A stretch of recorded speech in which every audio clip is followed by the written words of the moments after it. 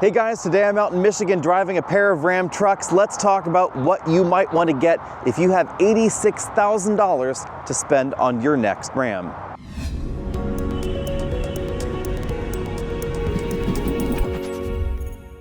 Yep, $86,000 is the MSRP of, interestingly, these two quite different Ram trucks.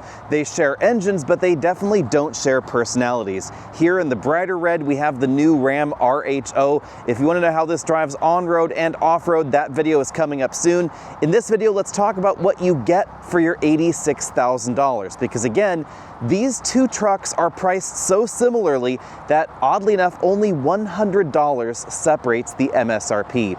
On this side, in the darker red, we have the Ram 1500 Limited. This also has the new high output version of the engine. But you can see, definitely has a different look and a different personality, and even a different logo there on the hood. Now, speaking of the hood, the difference is more than just skin deep, because of course here in the Ram RHO, this has the wide body kit, essentially borrowed from the previous generation Ram TRX. Ram is not exactly saying that the RHO replaces the TRX, but basically it does in the lineup. So you can see we have the more rugged off-road look up front. The headlights themselves, those are very, very similar, basically shared with the Limited and the rest of the lineup there. But the body is about 8 inches wider here, and that's because we have a track that is a whopping 6 inches wider to improve off-road stability, and of course to shoehorn those 35-inch tires right from the factory. If you want to go bigger, obviously you can, but we do have beadlock capable wheels available from the factory. Lots of black accents, as you can see right there, and a little bit of an homage to efficiency. This is actually an air intake that helps direct air around the vehicle there. We get more cooling going on up front, ever so slightly, with a different pattern of grille. It's a bit more open than we find over here in the Limited. But again, the engine, that's basically the same. Recovery hooks, those are also basically the same on the front. You can see the fog lights up there. And in case you're wondering, both these trucks are actually running. They do, of course, use the much quieter 3-liter inline-6 turbocharged Hurricane engine. Moving around to the side, you'll notice that we have obviously more body-colored bits over here on the regular Ram 1500 than we find over there, but also the cutouts of the bumper. Those are definitely different. That's to improve approach and departure angles. We also don't find the adaptive air suspension in the RHO that we find over here in this model, because it's really not appropriate for the kind of off-roading that the RHO is designed for. This model obviously has much bigger wheels. These are the 22-inch wheels, one of the optional wheel designs on the Limited trim, wrapped in 285/45 R22 street tires. Moving around to the side, obviously less body cladding, but obviously also more on-road features like the power running boards that are pretty popular in this segment. Basically, the bed on the inside is the same, but the bed on the outside definitely not the same. This Limited also has the Ram double split tailgate, so you can open it like a traditional tailgate right like that, or by pressing down on that handle that's inside the same module, and then you can open it to the side right like that. Ford recently basically copied this design, sort of, in the F-150, because this one has the double barn doors right there, rather than the single, more centrally located barn door. We also have a step located right there under the bumper, dual integrated exhaust tips. Let's go ahead and take a look at the RHO, because this obviously is different. We have, again, more of the body cladding around, a combination of matte and shiny. So matte here, shiny black here. Bunch of different paint options available in the RHO. This is actually the two-tone paint option, not technically cladding, I guess you'd really say. Rock rails down below, and then of course the big fender flares in metal. These are not tacked on fiberglass flares or anything like that that we would have seen generations ago. This is actually structural changes to the body, etc. Marker lights are of course required because this vehicle is as wide as it is, but the back, it's actually pretty similar. It doesn't have the barn door design, so this has just the traditional tailgate that you can get in the Ram 1500. Of course, it isn't just the exhaust tips that are different, so let's check out the sound now.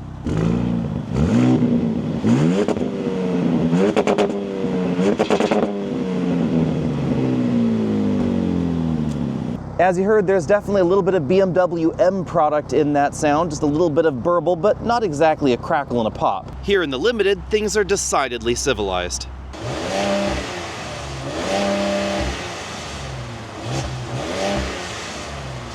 And that's because even though the engines are identical, both producing 540 horsepower, 521 pound-feet of torque, they have altered the intake and the exhaust on the engine. So they claim this is going to give us a difference in terms of real-world performance. Let's go ahead and check out the Limited under its hood. You'll notice the different air cleaner assembly right there, but the rest of this, again, basically the same. This is a brand new 3-liter inline-6 twin-turbo engine. It's interestingly the only inline-6 gasoline engine in this segment. It's actually been quite some time since we've had a half-ton truck in North America with a gasoline inline-6, but once upon a time, it used to be a very common engine to find under truck hoods. This produces significantly more power and more torque at lower RPMs than previous Ram 1500s were capable of, but obviously less power and torque than the Ram TRX that the RHO replaces. Other interesting twist, this engine actually produces its peak horsepower and peak torque at lower RPMs than the supercharged V8 that it replaces, and it doesn't redline quite as high. But Ram says that you only lose 1/10 of a second in terms of the 0 to 60 time for this, because it is about 300 pounds lighter than the old 6.2-liter supercharged V8. Of course, the changes don't just happen under the hood, some of those changes are also part of the hood. You'll see the marker lights right there in that functional hood scoop. That connects to this Ram airflow management setup right here under the hood that directs air out those little outlets right there towards the back of the engine bay to help improve cooling. And then of course also over here to the air intake.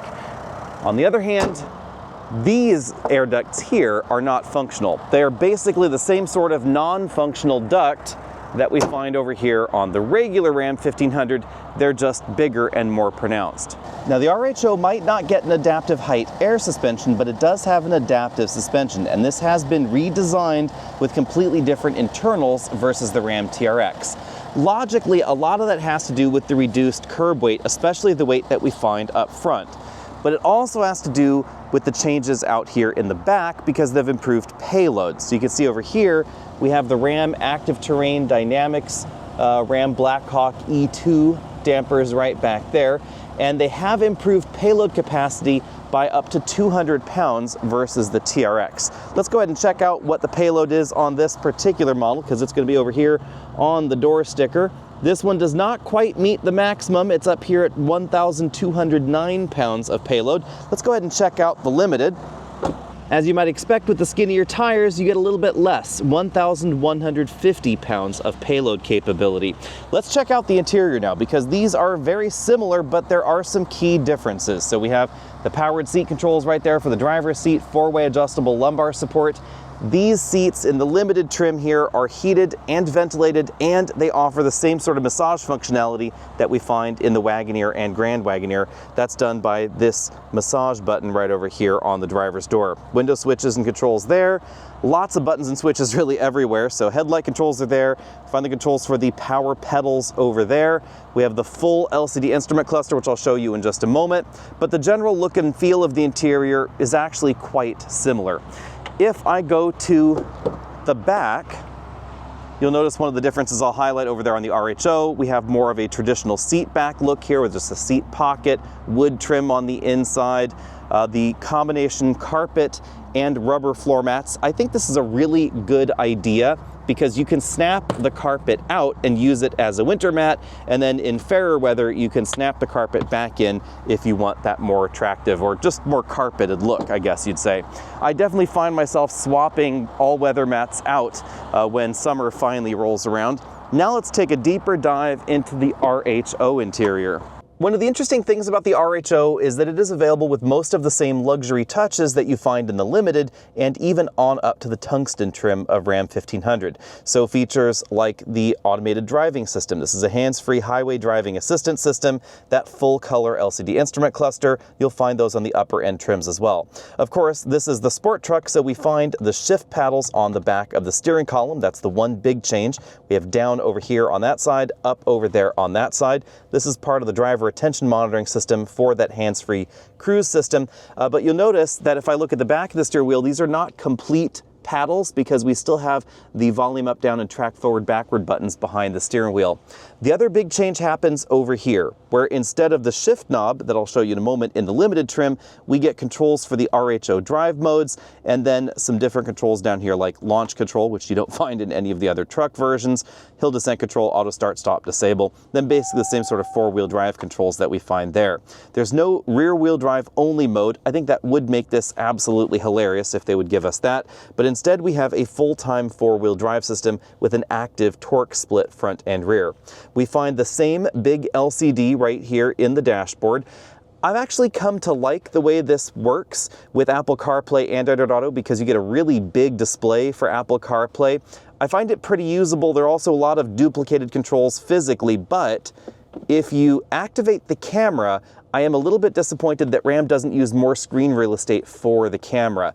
This display would be perfect for a 360-degree camera display. You could have just the forward view up here somewhere or the backward view up there, and then they could give you the 360 camera absolutely everywhere else. I do think that's a bit of a misstep that they didn't do that. But I do love the fact that we have lots of physical controls for the climate control there, physical volume knob there, actual trailer, brake controls there, in addition to on the screen. So it is kind of interesting that the gain is controlled on the screen, but the brake actuation is that little lever there for emergencies. We have auxiliary controls there, lots of USB inputs if you didn't notice. This is a pretty typical Stellantis thing. We find 4 USB inputs that all will interface with the smartphone projection, then some USB charge only ports, and then an HDMI port, of course, because we have the passenger screen in this truck as well. It has a prism in it, so the driver can't see what's going on. It's difficult to film, actually, but I would skip this option. I just don't find it terribly useful. Let me know what you think about that. Stitched dashboard components, those really dress up the interior a lot. This has the same Harman Kardon audio system as that Limited trim. You'll notice the massage button over there for the passenger as well, because the passenger seat has massage. And these seats are a combination of faux suede upholstery and leather upholstery. You can see we have the RHO logo embroidered right there on top. The headrests, these are a 4-way adjustable variety, and we have height adjustable shoulder belts. In this truck, we don't have the power moonroof, which is available if you're interested in. But here in the center, we have the Ram RHO little plaque there that shows your build number, etc. But the biggest change is probably going to be the regular shifter. So if you're not a fan of that dial style shifter in the dashboard, you might want to check this out, although you do lose a bit of storage in the middle. It does seem to make sense for more of a sport truck, however. And then, of course, no real wood trim. Moving to the back, we have some different floor mats, all rubber for this particular floor mat design, and you can see that the rear seats have some extra nod to the off-road ability, so you can use these hooks to attach things to the seat back, and then we get a combination of the sort of Alcantara and upholstery right there. I am concerned that that might show dirt a little bit more easily or pill over time. That also goes for the door panels, which certainly use this faux suede material quite a lot. Now keep in mind that you can get the RHO down to just under $70,000 before destination, or all the way up here to about $86,000. So the interior components are going to change from the bottom all the way up to the top end version of the RHO. Hopping into the Limited trim, obviously the first thing you're going to notice is the different shifter here. Again, that rotary style shifter. Also some different modes. We get 2-wheel drive in addition to the 4-wheel drive auto. We still have that low ratio mode. We have the ability to put it in neutral if you need to do that, so you can actually put the transfer case in neutral. There's the axle lock button right there. And as a result of that configuration, we have more usable storage here in the center console. So the twin chargers there, this movable cup holder arrangement, lots of wood trim, storage cubby going on right there. They do have the model number on the back of the case. This one actually says Ram Limited, sorry, model name, I guess I should say. And in the center console, instead of that plaque, we get just the Limited badging. Here's what CarPlay looks like inside. This is quite possibly the tallest implementation of CarPlay I have ever seen. And just in case you're wondering, no, this Limited trim did not get a panoramic moonroof to help it get up to about $86,000. So this one has no moonroof, just like that RHO. Jumping back into the RHO for just 1 second, here's what's happening with the cup holders. So we get just those 2 cup holders there, no movable portion, no extra storage underneath, but we do have a storage trough right there, the 2 wireless chargers, And there is still, of course, the big storage area under the center console, but that is the reason that Ram and so many other car companies have been going to shifters on the dashboard or on the steering column. For Ram, it's that knob over there, because it simply frees up space in the center console to get a ton of storage.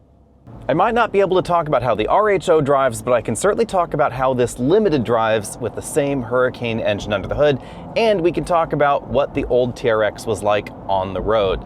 Between those two, you could probably get an idea of what's going to be going on, but for that video, you're going to have to stay tuned until October 29th, because that's when I will be able to give you the full scoop on it.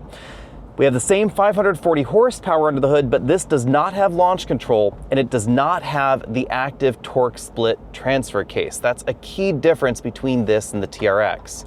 The engine in both vehicles features auto start-stop, but because this is an inline-six engine and it's really well balanced, the start-stop system is a lot less intrusive than you'll find on a lot of V6 engines out there. But it's never going to sound like the old V8 Hemis that we found under the Ram 1500's hood.